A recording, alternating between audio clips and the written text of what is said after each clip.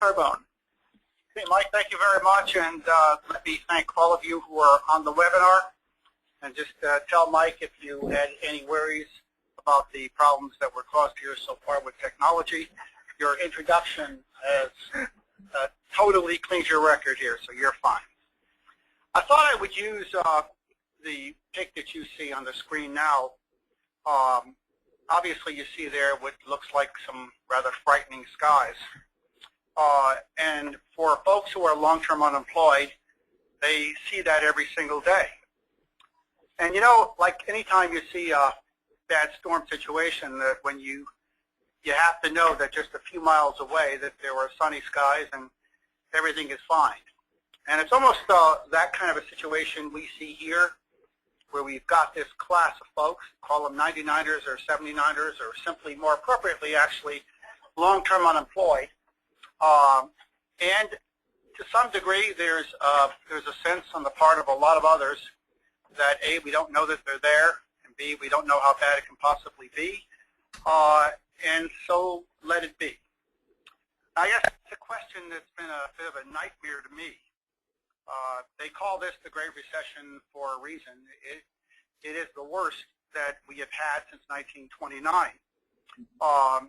I often say that it's been a scourge on the American workforce, and I use the term of carnage on the CBS telecast, and I feel strongly that I use the right word, because what I see developing in the post-recession economy is what will be millions of American workers that, in essence, will become the debris from this recession. They will be deemed unemployable, and their lives with respect to their careers and in some respect their family and their communities will be void of any form of hope. And I think that's something that Americans cannot sit still and just let happen. There's no question that the economic changes that we're experiencing are actually structural. It's not the recession that we have seen before. Our economy is going through this retooling or rebooting process. But from the eyes of the long-term unemployed, if you look back at the beginning of their unemployment, these are folks that were laid off, and this occurred at a time when the unemployment numbers were escalating, when we were hearing on the TV every day where some iconic firm on Wall Street was collapsing, where there were 4 extensions to unemployment benefits. You're bucking the highest unemployment number that they can recall. And all of a sudden, time goes by, and you're out of work for a long time. You lose your unemployment insurance benefits. And now you're facing the greatest obstacle to getting back on your feet, which is the length of time that you've been unemployed. It becomes the single greatest barrier to ever getting beyond. So I thought this slide that you have on now, which is, I think, clear evidence of the depth of the real structural economic change that we're experiencing. I think this explains in part, when we look at this chart, why I think we, with the American workforce system, is so unprepared to deal with the emergence of this new long-term unemployed group. You know, somewhere along the line, there'll be some study to determine a new definition of long-term unemployment. And I think that given the period that you see here, let me take you to the chart for a second. If you go to the lower left-hand corner, you will see that if you go back to January of 2002, so we're looking at something just over 10 years ago, that only 5.8% of the unemployed at that time were folks who were unemployed for 52 weeks or longer. And it remained fairly steady through the next 7 or 8 years, as it had been fairly steady for the period before that as well. But something happened in January of 2009. Quite remarkable, especially since the recession officially ended about 6 months later. So we were towards the end of that recession, and something happened that is clearly evidence of a structural change. You see that line moving upwards, where in January we were at 10.9 of the unemployment, the people long-term unemployed had been there for 52 weeks or longer. And then all of a sudden, we go to the current number as of January of this year, where we now know that over 29% of the nation's unemployed have been so for 52 weeks or longer. So this is a classic case. We see the emergence and development of a new breed of unemployed folks. Now they're facing the barrier that that period of unemployment is going to separate them from opportunity and to have a chance to have the same kind of a life that is promised to all Americans. They often wonder every day, 99ers, what happened? What did I do wrong? And you know, I'm asked that question. Difficult for me to say, except that maybe you waited too long. But I think we all have some responsibility in that, because I'll tell you that in addition to this being a nightmare for me, I carry great guilt that as much as I study numbers and economics, I didn't quite see this coming. So I'm not someone that said, I put my hand up and said to the long-term unemployed in my region, you need to take a job, any job, because you need to get beyond ever being the victim of long-term unemployment. Let's go to the next. So this will take us numbers, actual numbers, identifying who these folks are. Let me just stop for a second. We're having speed.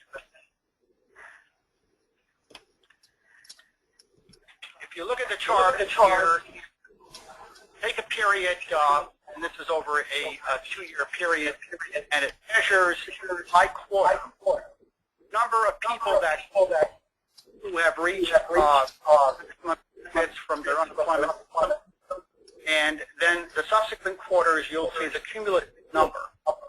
So just follow that along with me. You're seeing here where in the beginning of 2010, the first quarter, about 223,000 people reached that level of either having expired after 79 weeks, which is the way it is in half the states, or 99 in the other half. And every succeeding quarter that you see, right up until the last two, measures, again, the number of that quarter and the cumulative.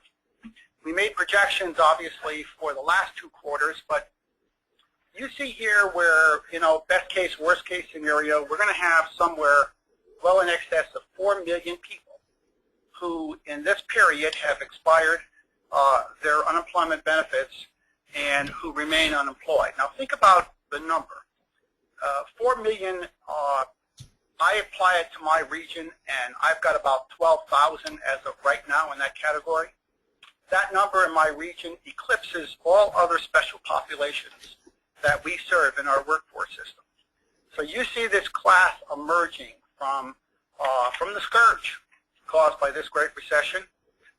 So we'll get away from the statistics for a second and look at it in terms of numbers. These are individuals. They are part of families. They are part of communities. And they can give you a sense of the depth and breadth of hardship and suffering and depression that is being caused as they try to get out of the rut that has made them a victim. They did nothing to cause this thing.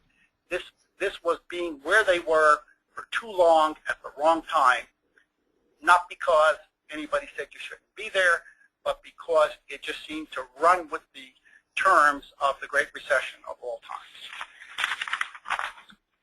Now, this is not, next slide.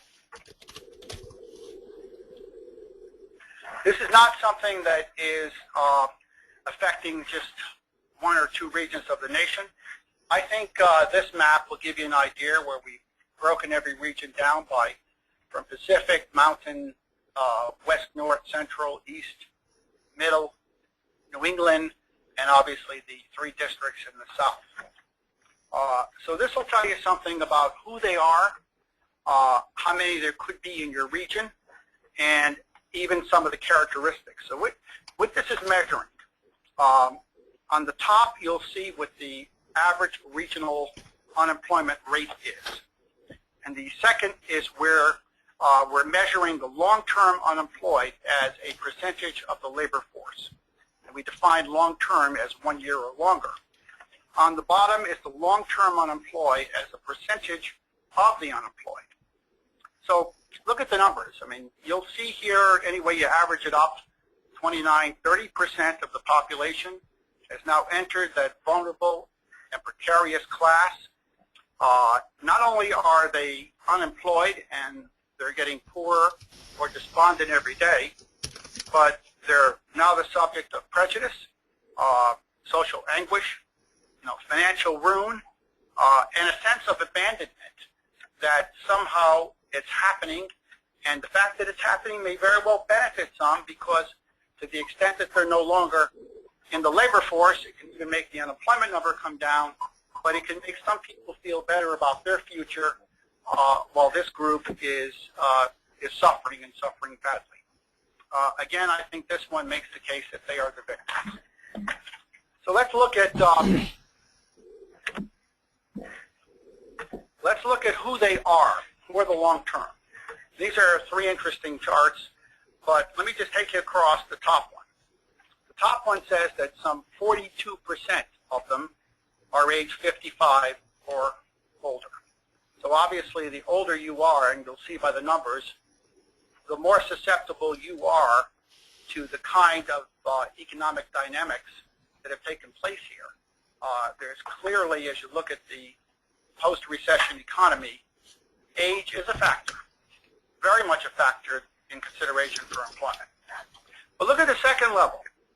Notice that this monster of a recession that has had the capacity of evil of Attila the Hun. It didn't have any prejudice on this side. If you look across all education groups, you will see there's not much different. So when I say that it is broad-based, it is deep-seated, it can bear any group. It kind of pulls from or caused the shedding of the workforce of folks from all different sectors, but this is clear evidence that it was bad news for everybody. On the bottom, you get to the issue of race, ethnicity, no equity for sure.